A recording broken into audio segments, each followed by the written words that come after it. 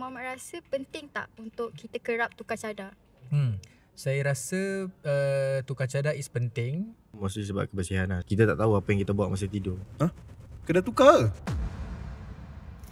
Kalau korang tak pernah tukar cadar tidur and sarung bantal, korang tahu tak dia punya impact tu sebenarnya serius walaupun bunyi dia macam tak penting. Setiap kali kita tidur, badan kita keluarkan peluh, minyak, rambut gugur dan sel-sel kulit mati. Lepas tu semua tu melekat dekat kita punya cadar and kita punya bantal.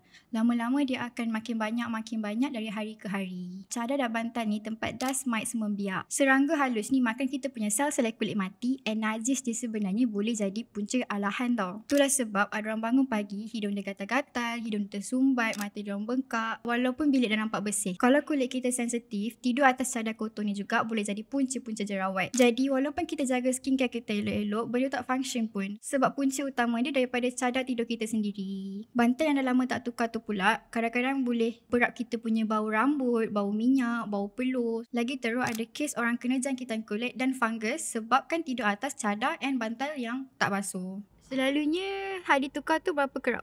Dalam sebulan sekali. Maybe 3 minggu sekali.